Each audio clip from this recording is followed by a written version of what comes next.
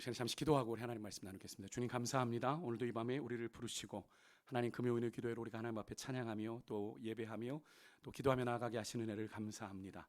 오늘도 이 밤 우리에게 준비하신 하나님의 귀한 은혜가 있는 줄 믿습니다. 예비하신 은혜를 우리의 심령 가운데 내려주시고 오늘 이 밤 사모하는 심령이 주의 은혜로 만족해 되어지는 귀한 시간, 하늘 문 열어 우리 가운데 역사하시는 살아계신 하나님의 임재를 경험하는 복된 시간이 되게 하여 주옵소서. 이 시간 우리의 마음을 드립니다. 우리의 마음을 쏟아 놓습니다. 주님 우리에게 말씀하여 주시고 우리에게 내마로 말씀하시는 주의 거룩한 음성이 우리 각자에게 들려지게 하여 주시는 가운데 깨닫는 은혜가 있게 하시고 돌이키는 은혜가 있게 하시고 다시 한번 주님 안에 마음을 정하고 확정하고 마음을 결단하고 드리며 나아가는 오늘 이 밤이 되게 하여 주옵소서. 우리 가운데 함께 하실 주님을 찬양합니다. 말씀 가운데 임하시는 주님을 찬양하며 예수님의 이름으로 간절히 기도드렸습니다. 아멘. 오늘 저는 본문을 통해 우리로 간청하게 하시는 이유라는 제목으로 이런 가지 말씀을 나누겠습니다. 세상을 살아가면서 우리가 무언가를 얻는 데는 두 가지가 있는데 단순히 어떻게 구해서 얻는 것과 어떤 대가를 치러야만 얻어지는 것이 있죠. 예를 들어서 섬김을 받는 것은 단순히 구하면 얻을 수 있는 것이지만 남을 섬기는 것은 우리가 수고하라고 하는 대가를 지불해야 할 수 있는 일이죠. 신앙생활에도 이 원리가 적용이 되는데요. 믿음도 단순히 구하고 믿으면 얻어질 수 있는 것이지만 우리가 하나님의 뜻에 쓰임받는 도구가 되기 위해서는 그만한 대가를 지불해야 된다라는 것을 우리가 알게 되죠. 우리가 성경에서 만나는 많은 믿음의 거장들, 아브라함, 모세, 다윗 같은 사람들을 떠올려 본다면 그들의 인생이 그렇게 파란만장했던 이유가 어디에 있습니까? 바로 그들이 하나님의 뜻을 이루는 도구가 되기 위해서 참 크고 많은 대가들을 그들의 인생 가운데 지불했음을 우리가 보게 되지요. 아브라함의 경우가 어떻습니까? 그의 나이 75세에 하나님께서 그에게 나타나 아버지 집, 고향, 친척 집을 떠나 내가 내게 지시할 땅으로 가라 라고 창세기 12장 1절 2절 말씀에 그리고 부르시면서 내가 너로 큰 민족을 이루고 내게 복을 주어 내 이름을 창대하게 하리니 너는 복이 될지다 라고 하는 말씀을 주셨죠. 4절에 보니까 아브라함이 조금의 망설임도 없이 여호와의 말씀을 따라갔다라고 성경은 기록을 해요. 이런 아브라함의 모습을 신약에 있는 히브리서 기자는 믿음장인 히브리서 11장 8절에서 이렇게 표현을 합니다. 믿음으로 아브라함이 부르심을 받았을 때에 순종하여 장래에 받을 땅으로 나아갈새 갈 바를 알지 못하고 나아갔다라는 표현으로 아브라함이 순전히 하나님을 향한 믿음을 가지고 나아갔다라고 하는 것을 우리가 볼 수 있는데, 여러분 이 사실이 무엇을 말합니까? 물론 아브라함이 갈 바를 알지 못하고 그저 하나님의 말씀에 순종하여 나아가는 믿음만으로도 그렇게 아버지 집, 고향 집, 친척 집을 떠나 하나님의 말씀에 순종하여 떠난 것도 위대한 것이지만 사실 아브라함에게서 더 놀라운 것은 하나님께서 그렇게 모든 것을 버리고 떠났는데 하나님께서 그에게 주신 약속은 언제 이루어집니까? 내가 너로 큰 민족을 이루고 복을 주어 내 이름을 창대케 하고 복이 되게 하겠다라는 이 약속의 말씀을 이루기까지 최소한 무려 25년의 시간이 걸렸죠. 사실 엄밀히 말해 저 약속이 온전히 성취되기까지는 사실 25년이 뭡니까? 훨씬 더 많은 시간이 이루어져야 했죠. 그래도 그 축복의 씨앗인 이삭을 얻기까지만 해도 몇 년이었습니까? 25년이라는 제법 짧지 않은 시간이었습니다. 또 모세는 또 어떠합니까? 그의 화려한 궁중생활 40년. 근데 모세가 동족 이스라엘 사람을 지키고자 하는 그런 본능적으로 그가 범한 우발적인 범행으로 인해서 애굽 사람을 죽이고 그의 애굽 왕자로서의 화려한 삶을 박차고 도망가 어디에서 40년의 시간을 또 보내게 되죠? 미디안 광야에서 40년의 시간을 보냅니다. 그 시간을 통해 정말 하늘과 땅 차이 같은 그런 삶을 모세는 보내게 되죠. 철저하게 광야 생활을 이 미디안 광야에서 모세는 훈련받게 됩니다. 그 시간이 우연히 도망자인 모세에게는 우연인 듯한 인생처럼 보였지만 그의 미디안 광야의 40년 시간은 모세가 하나님의 부르심을 따라 출애굽의 영도자, 출애굽의 지도자로 하나님의 뜻에 쓰임받기 위한 철저하게 광야에서 훈련받는 그런 시간이었음을 우리가 알게 되죠. 다윗도 마찬가지입니다. 우리가 수요일마다 살펴보았지만 다윗은 이스라엘 왕으로 기름 부음 받은 지 몇 년 만에 온 이스라엘의 왕으로 올랐습니까? 22년 만이다라고 말씀을 드렸죠. 30세에 그가 왕위에 올랐는데 그가 8세에 기름을 받은 겁니다. 8세에 기름 부음을 받고 22년 동안 그는 엔게디 광야, 아둘람 굴, 유대 광야, 또 이스라엘 영내만이 아니라 이스라엘 밖에 모압 땅, 블레셋 땅까지 도망 다니면서 참 파란만장한 사울의 소나기에서 벗어나는 도망자의 시간을 보내었음을 우리가 알죠. 그것을 우리가 살펴보았는데 그 시간 또한 하나님께서 다윗을 하나님 마음에 합한 도구로 쓰시고자 하는 그런 훈련의 시간이었다라는 것을 우리가 깨닫게 되지 않습니까? 이 모든 사실들, 우리가 알고 있는 이 믿음의 거장들이라고 하는 성경의 인물들이 거쳐왔던 그 파란만장한 시간들, 그것이 필요했다라는 건 무엇을 의미합니까? 하나님께 우리가 쓰임 받기를 원하는데 하나님께 쓰임 받는 도구가 되기 위해서는 그만큼의 어떠해요? 희생과 대가를 지불해야 한다는 사실, 그것과 더불어서 그 시간을 통해서 하나님께서는 그 사람을 그냥 허송세월하게 하신 것 같아 보이지만 우리 눈에는 왜 그런 굳이 25년의 시간을, 왜 굳이 그에게 40년의 시간을, 왜 굳이 그에게 22년의 시간을 주셨을까? 의미 없어 보이는데 왜 그러셨을까 하는 그런 생각을 해보게 되지만, 여러분, 그 사람을 하나님께서는 그 시간을 통해 훈련하시고 또 가르치시고 또 성장하게 하셔서 주님과 더 깊은 관계 속으로 그를 들어가게 만드셔서 어떻게 해요? 철저한 하나님의 사람으로, 하나님이 쓰시기에 합당한 도구로 세워가신 것을 우리가 보게 되는 거죠. 오늘 본문에서는 기도에 대한 이야기가 나오는데 제가 이 서두를 왜 열었냐면 기도 응답에도 그런 것이 적용이 된다라는 겁니다. 오늘 기도 오늘 살펴본 2절 4절에 보면 예수님께 제자들이 나와서 세례 요한이 자기 제자들에게 기도를 가르쳐 준 것처럼 우리에게 기도를 가르쳐 주십시오라고 부탁을 하자 예수님께서 주기도문을 가르쳐 주시는 장면입니다. 우리가 기존에 알고 있었던 마태복음의 주기도문보다는 좀 요약적으로 기록되어 있는데 2절에서 4절까지의 그 기도이죠. 그 중에서 3절과 4절을 보면 우리가 주기도문을 드릴 때 하나님 앞에 드리는 간구의 내용 3가지가 나옵니다. 그게 뭡니까? 일용할 양식을 내게 주옵시고, 우리가 우리에게 죄 지은 자를 사하여 준 것 같이 우리 죄를 사하여 주옵시고, 죄 용서를 받는 것, 그리고 우리가 시험에 들지 않게 해주십시오라고 하는 이 3가지의 기도 제목이 있는데, 사실 이 3가지는 그냥 우리가 하나님 앞에 구하면 하나님이 다 주시는 것들입니다. 그죠? 구하면 다 주시는 이것들과는 다르게, 그런데 우리가 하나님 앞에 좀 간청해야 주시는 것들이 있는데, 다르게 표현하면 이런 것 같아요. 여러분, 우리가 기도하면 간청할 때까지 하나님이 끌다가 우리로 하나님 앞에 오래 기도하게 하시다가 그제서야 응답을 주시는 기도의 제목들이 있죠. 하나님께서는 여러분 왜 그러시는 걸까요? 왜 우리에게 우리가 간청할 때까지 하나님의 때를 기다리다가 하나님께서 응답을 주시는 이유일까요? 여러분, 이 간청함에는 하나님께서 주시는 영적인 유익이 있기 때문에 그렇습니다. 오늘 우리가 본문 5절과 8절에 간청하는 이야기의 비유가 나오죠. 예수님께서 비유로 말씀하시는데 누가 벗에게 한밤중에 떡 3덩이를 구워달라고 찾아갑니다. 이유인즉슨 갑자기 여행하던 벗이 자기 집에 찾아왔는데 먹일 것이 없다는 이유예요. 그런 상황에서 그 벗이 보일 반응을 예수님이 이렇게 질문하여 말씀하십니다. 그렇게 한밤중에 찾아온 벗의 요청을 받은 그 친구가 난 이미 잠자리에, 우리 아이들도 모두 잠자리에 들어서 내가 일어나 너에게 줄 수 없다고 말하겠느냐? 라고 물어보시는 건 그러지 않을 거란 얘기죠. 그런데 그러지 않을 건데도 불구하고 혹시라도 그 벗됨을 인하여 일어나 주지 않을 수도 있지만, 한 가지 분명한 것은 그 간청함을 인하여 그 벗의 요구대로는 그 떡을 줄 것이다 라고 예수님 말씀하시면서 우리들에게 뭘 말씀하시는 거예요? 하나님 앞에 때로는 간청하는 기도를 드려야 된다라고 말씀하고 계시는 거죠. 그래서 이어지는, 우리가 읽지는 않았지만 9절과 10절에 보면 구하라, 찾으라, 문을 두드리라라는 그 말씀이 이어지고 있는 겁니다. 그래서 여기서 구하라, 찾으라, 두드리라는 건 모두 ing형이죠. 끊임없이 구하고 두드리고 찾는 겁니다. 언제까지? 얻을 때까지, 찾을 때까지, 열릴 때까지. 이것이 바로 간청하는 자세이죠.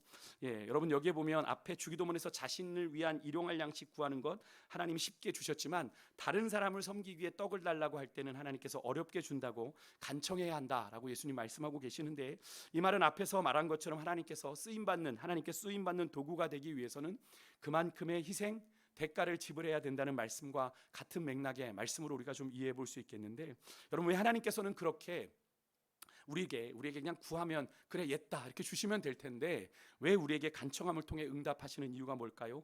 조금 전에도 응답을 했지만 간청함으로 우리가 하나님을 향해 끊임없이 구하고 찾고 문을 두드리는, 그렇게 되면 우리에게 구해지는 것, 찾아지는 것, 열려지는 그것보다 그렇게 구하는 과정 속에서 하나님이 우리에게 주시는 영적인 유익이 있기 때문에 그런데요. 다시 말해서 그 간청하는 시간이, 그 과정이 우리를 영적으로 성장하게 하기 때문입니다. 그래서 우리는 하나님께 간청함을 통해 뭔가 간절히 구함을 통해 무엇을 얻는 것, 응답을 받는 것도 너무 중요한 것이지만 더 중요한 것은 우리가 그 간청하는 시간과 과정을 통해 하나님께서는 우리에게 귀한 영적인 배움을 허락해 주신다라고 하는 사실을 우리가 좀 기억했으면 좋겠는데요. 하나님께서 특별히 특별한 것을 구할 때는 쉽게 주시지 않지요. 우리가 뭔가를 간절히 특별하게 구할 때는 쉽게 주시지 않는데 그것을 놓고 오래 기도하게 하심으로 우리로 하나님께 간청하게 하시는데, 여러분 그 시간을 통해 하나님은 내가 진정으로 간청하며 간구하는 그 기도에서 내게 정말 필요한 것이 무엇인지를 다시 한번 그 기도 가운데 깨닫기를 바라시고, 그 간구에 내가 스스로 더 책임감을 좀 가지게 하시고자, 내가 구하는 것을 다시 한번 믿음으로 철저하게 돌아보며 기도하게 하시고자 그 기도의 시간을 길게 하신다라는 거예요. 그래야 하기 때문에 여러분, 간청하는 기도를 통해서 우리가 집중해야 되는 건 하나님의 응답을 받는 것도 중요하지만 하나님께서 그 귀한 시간들을 길게, 또 과정들을 길게 몰아가실 때 하나님이 내게 무엇을 말씀하실 게 있구나, 하나님께 내게 행하실 일이 있구나, 나로 깨닫게 하실 것이 있구나 라고 생각하기를 바랍니다. 그렇다면 우리가 그 간청하는 시간과 과정을 통해 하나님 우리에게 무엇을 하시냐면, 첫 번째로는 하나님께서 우리가 하나님께 간청하는 기도를 통해 하나님의 뜻을 분별하여 알게 하십니다. 여러분, 응답이 더딘 기도는 우리가 기도를 통해 기도하면서 어떤 생각을 하게 됩니까? 우리 기도가 하나님의 뜻에 맞는지를 계속 묻게 되죠. 왜냐하면 기도 응답이 없으니까 하나님의 뜻에 맞는지를 계속 묻고 질문하게 됩니다. 혹시라도 내가 이 기도를 내 욕심대로 정욕대로 구하고 있는 것은 아닌지를 좀 진지하게 돌아보게 되죠. 그렇게 질문하며 기도하는 중에 우리는 우리를 향하신 하나님의 뜻을 그런 질문 가운데 깨닫게 되는 거죠. 내가 잘못 구했구나. 이렇게 구하는 것이 아니구나. 다른 것을 구하게 하시는구나. 그래서 정말로 그 간청하는 기도의 제목 가운데 다른 기도로 우리를 인도해 가시는 것을 우리가 보게 되는데요. 하나님은 그 간청하는 기도의 시간을 통해 우리가 하나님의 뜻을 온전히 분별하여 알게 하세요. 두 번째로, 하나님은 간청하는 기도를 통해서 우리를 변화시키십니다. 내가 그 기도의 응답을 받기에 준비된 자인지 우리가 돌아보게 하시고 깨닫게 하시는 거죠. 나를 변화시키시는 겁니다. 여러분, 그 기도의 시간을 통해 거룩하신 하나님 앞에서 나의 영적인 수준이 드러나게 하심으로 우리에게 영적인 변화를 갈망하게 하시는 거예요. 여러분, 우리가 우리 자신을 잘 모르고 하나님께 기도할 때가 있습니다. 여러분, 제가 자주 들었던 예이지만 우리가 우리의 영적인 수준에 맞지 않는 기도를 드릴 때가 있어요. 여러분, 제가 이런 경우 자주 말씀드렸죠. 며칠 전에도 미국 시애틀에서 묻지마 총기 사고가 났습니다. 그제였죠. 운전을 하다가 신호등에 섰는데 지나가는 사람이 그냥 그 창을 향해 총을 쏴버렸어요. 그런데 하필이면 그 차에 한인 부부가 타고 있었는데 부인은 임신 중이었습니다. 그래서 그 총에 맞은 부인과 뱃속의 아이가 그 사고로 죽었어요. 남편만 살아남았는데요. 그런 위험한 총기를 여러분, 어린 자녀가 여러분에게 그렇게 얘기합니다. 요즘 학폭이 심한데 어머니, 나 이 총 좀 사주세요. 나를 지킬 수 있는 그 총을, 진짜 총을 사주십시오 라고 이야기를 요청한다면 여러분들 중에 그 아이의 요구에 들어주실 분 계십니까? 아마 거의 없으실 거예요. 실제로 총기가 허용된 미국에서도 몇 년 전 4살짜리 아이가 할머니 집을 갔다가 발견한 총기를 가지고 놀다가 오발 사고가 나서 죽었습니다. 그런데 그 총기는 그 아파트에 거주하는 14세, 16세의 청소년의 것이었다고 해요. 이것이 무엇을 말하는 겁니까? 총기를 잘못 사용하는 것도 잘 사용하는 것도 어렵지만, 그래서 여러 가지 실수 오발 사고가 나올 수도 있지만 그것을 보관하고 관리하는 것도 쉽지 않다라고 하는 것을 우리가 알게 되는 거죠. 그런데 그 아이에게 여러분, 어느 부모가 그런 총기를 사줄 수 있겠습니까? 그런데 아이는 울고불며 땡깡을 놓죠. 내가 다 관리할 수 있고 내가 잘 책임져서 잘 쓸 수 있다고 얘기를 하는 거죠. 근데 여러분, 이런 아이의 모습이 우리가 종종 하나님께 기도할 때 보이는 모습이지 않습니까? 내가 감당하지 못할 것을 구하는 거죠. 하나님, 내게 복만 줘보십시오. 내가 하나님 철저하게 섬길 겁니다. 내가 지금보다 더 열심히 섬길 겁니다 라고 그렇게 이야기를 하지만 여러분, 그 기도가 거짓말인 걸 하나님 너무나 잘 아시는 거죠. 내가 너에게 복을 주면 너는 100% 돌아다닐 거야. 너는 예배도 오지 않을 거야 라는 그것을 아시기 때문에 하나님은 그 응답을 주시지 않는데, 하나님이 내게 응답하시지 않는다고 시험 드는 경우가 있죠. 여러분, 하지만 하나님 보실 때는 그렇지 않은 거예요. 우리는 우리의 수준을 착각하고 하나님 내게 이렇게 은혜 주시면, 복 주시면, 내게 이렇게 문을 열어주시면, 나를 합격시켜 주시면, 내가 여기 입사시켜 주시면 제가 신앙생활 더 잘할게요. 근데 그러지 않은 경우가 더 많은 것을 보게 됩니다. 오히려 그 사람에게 득이 되는 게 아니라 독이 될 수 있기 때문에 하나님은 그죠? 거절하시는 것에 그것을 알리 없는 우리는 끊임없이 하나님께 응답을, 내가 정한 응답을 요구하게 되는 건데요. 하나님께서는 그런 미련한 우리를 하나님께서는 간청하는 이 기도의 시간들을 통해 그 하나님 앞에 끊임없이 그 응답을 받기 위해서 간청하며 나아갈 것 아닙니까? 그 기도하는 그 기도의 시간을 통해 우리를 변화시키시는 거예요. 그 기도의 응답을 충분히 감당할 자가 되게 하시든지, 아니면 그 기도가 지금은 나에게 합당치 않음을 깨닫게 하시든지, 나로 영적인 변화를 갈망하고 변화를 간구하게 만드시는 겁니다. 그래서 기도가 바뀌게 하시는 거예요. 주님 뜻에 순종하겠습니다, 주님 뜻에 따르겠습니다 라는 기도를 하게 되는 거죠. 또 하나님께서는 그 간청하는 기도의 시간과 과정을 통해 내가 구하는 기도의 제목을 점검하게 하시고 올바른 기도 제목을 간구하게 하십니다. 앞에 살펴본 내용들과 유사하지만 우리 기도가 예수님의 가르침대로 먼저 하나님의 나라와 의를 구하는 기도 제목인지를 우리가 돌아보게 하는 거죠. 그래서 이것을 통해 우리가 이것이 이루어지면 하나님의 뜻이 내 삶 가운데 어떻게 이루어지는지를 보게 하시는 겁니다. 야고보 4장 3절의 말씀처럼 내가 정욕으로 쓰려고 잘못 구하고 있는지는 아는지를 깨닫게 하시는 거예요. 우리가 구하여도 우리가 얻지 못하는 것 구하지 않아서이고, 구하여도 얻지 못하는 건 야고보서 4장 3절에 너희가 정욕대로 쓰려고 구하기 때문이라고 말하고 있는데, 그 응답에 지연되는 시간 속에서 우리가 하나님의 뜻을 찾고 구하다 보면 비로소 보게 되는 것이 뭐예요? 지금 이 순간 하나님이 내게 정말 원하시는, 내가 정말 구해야 되는 기도 제목이 무엇인지를 깨닫게 되는 거죠. 여러분, 그 기도의 시간을 통해 하나님은 나를 이렇게 만져가시는 겁니다. 하나님이 우리를 기도의 자리에 부르셔서 우리로 기도의 자리에 무릎 꿇게 하시는 이유가 분명히 있는 거예요. 끝으로 여러분, 간구하는 것에 하나님께서 책임을 깨닫게 하시는데요, 우리가 간구하는 것에 주실 응답에 대한 영적인 책임이에요. 응답하시면 하나님께서 그 주실 응답에 통해서 우리가 감당해야 될 영적인 책임이 또한 있다라는 거죠. 하나님께서 기도에 응답해 주셨을 때 내가 순종해서 그 응답을 주셨을 때 그 말씀에 순종해야 될 우리의 영적인 책임이 있는 거죠. 아까도 말씀드렸지만 하나님 입사시켜 주시면, 하나님 뭐 어디에 해주시면 내가 그렇게 하겠습니다 라고 응답을 주셨을 때 내가 그 약속한 것에 대한 영적인 책임이 있는 거예요. 그런데 그것들을 입 싹 닫는 분들이 정말 많아요. 그래서 나중에 다시 기도의 자리로 돌아오게 되는 것을 보게 됩니다. 이렇게 표현하면 좀 그렇습니다만 하나님 앞에 터지고 다시 돌아오는 거죠. 너 왜 기도 응답했는데 하나님이 주시는 그 응답에 반응하지 않은, 영적인 책임감을 갖지 않는 그런 사람들을 통해서 하나님이 다시 치셔서 깨닫게 하시는 것을 보게 되는데요, 결국 여러분, 내가 간청하는 기도를 통해서 내가 간구하는 것에 담긴 진정한 영적인 가치를 우리가 기도하는 가운데 깨닫게 됩니다.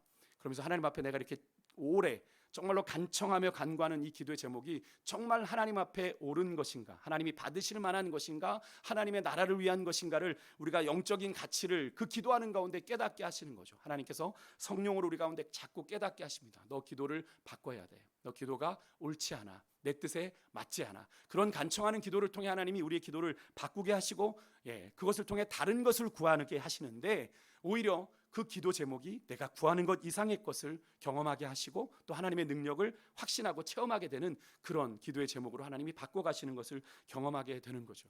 아마 여기 계신 우리 권사님들 같은 경우는 아마 그런 오랜 기도들을 좀 해보셨기 때문에 아마 그런 경험들을 충분히 해보셨을 겁니다. 분명히 기도의 출발은 내가 40일 특별 새벽 기도를 하며 또 뭐 아침 금식을 시작하며 이 기도 제목으로 시작했는데, 하나님께서 그 시간이 맞춰질 때는 내 기도 제목이 바뀌어 있는 경우를 보게 되는 거죠. 무엇입니까? 하나님이 그 기도하는 가운데 우리를 만지시고 우리를 고치셔서 우리의 기도 제목을 하나님의 뜻 가운데로 올바른 기도 제목으로 우리가 발견해야 될 하나님의 향한 마음으로 바꾸셨음을 우리가 깨닫게 되는 거죠. 그러니까 기도 제목이 바뀌는 겁니다. 여러분, 결론적으로 간청하는 기도를 통해서 하나님은 우리 안에 하나님의 뜻이 내 뜻이 되어지는 그런 영적인 변화의 시간으로 만드실 뿐 아니라 우리로 합력하여 선을 이루시는 하나님의 신실하심을 바라보는 가운데 우리의 생각보다 크신 하나님의 그 능력을 체험하게 하시는 거예요. 여러분, 그래서 여러분 안에 혹시 오래 기도했는데 왜 이게 응답이 안 되나? 물론 그것이 하나님의 뜻이 아닐 수도 있습니다. 하나님의 뜻이 아닐 수 있지만 여러분, 그 하나님의 뜻이 아닌 것을 깨닫기까지도 우리가 하나님 앞에 그 기도의 제목을 끊임없이 구하며 나아갈 때 하나님이 그 기도 가운데 우리에게 알게 하시고 보게 하시고 깨닫게 하신다라는 거죠. 그래서 우리가 다른 것을 구하게 하신다는 거예요. 여러분의 기도가 오래되었을 때 포기하지 마시고 하나님께서 여러분을 오래 기도하게 하시고 간청하고 간구하게 하시는 것, 여러분, 하나님이 여러분 안에 어떤 새로운 일들을 행하시고자, 여러분을 변화시키시고자, 여러분에게 새로운 은혜를 체험케 하시고자 그 기도의 시간을 여러분들에게 열어 놓으셨다라는 것을 여러분 기억하시고 그 기도의 시간을 통해 여러분에게 일어날 영적인 변화, 여러분 축복의 그 기회들을 여러분 붙잡는 여러분과 제가 되길 소망하고요. 오늘도 그렇게 기도의 자리로 나아가길 소망합니다. 그래서 오늘 우리가 불렀던 찬양을 아까 좀 우리가 불러보기를 원하는데 아까 우리가 그 찬양이었죠. 비준비하시니라는 이 찬양. 제가 이번 한 주간 이 찬양을 계속 묵상하고 부르면서 이 찬양의 가사를 아까 처음에 설명을 좀 드렸습니다. 이 찬양의 가사가 그런 가사예요. 시편 147편의 말씀을 가지고 이것을 지은 이 심영진 목사님이 그대로 적으셨대요. 그러면서 이런 고백을 하시더라고요. 하나님께서 우리에게 비를 내리실 거라고 하지만 우리 눈에 보이는 건 구름뿐인데 언제 하나님께서 우리에게 비를 내려주시나. 답답한 마음이지만 하나님께서 그 구름 가운데 이미 하나님은 뭘 준비하셔요? 비를 준비하셔서 우리에게 비를 내리고자 하신다라고 하는 그 하나님의 신실하심을 바라보고 우리가 보여지는 환경과 상황이 아니라 그 주님의 신실하심을 찬양하는 그런 찬양이 되었으면 좋겠습니다 라고 이 찬양을 어디에서 같이 부르자고 이야기하면서 그렇게 나누는 것을 우리가 들었는데요. 여러분 그렇습니다. 우리가 하나님의 신실하심을 바라보는 것, 때로는 내가 그렇게 기도하고 무릎 꿇었는데 하나님이 조무지 응답하실 기미도 보이지 않고 하나님이 역사하실 것조차도 보이지 않을 때가 있죠. 도무지 환경과 상황은 오히려 더 어려워지는 것을 보게 될 때가 있죠. 그래서 하나님 앞에 내가 이렇게 기도하는 게 무슨 의미가 있나라는 생각이 그렇게 들 상황까지도 놓여지게 되는데, 여러분 하나님이 역사하시는 것은 기미가 보이지 않아도, 조짐이 보이지 않아도 하나님이 정하신 때가 되면 하나님이 비를 내리게 되시는 거죠. 여러분 오늘 그것을 우리가 좀 신뢰함으로 여러분의 삶 가운데 그렇게 역사하실 주님을 좀 신뢰함으로 나아가는 그런 시간이 되었으면 좋겠고, 오늘 그런 마음으로 우리가 이 비준비하신이라는 찬양을 우리가 부르면서 우리가 주님 앞에 기도의 자리로 함께 나아가도록 하겠습니다. 우리 같이 찬양하겠습니다.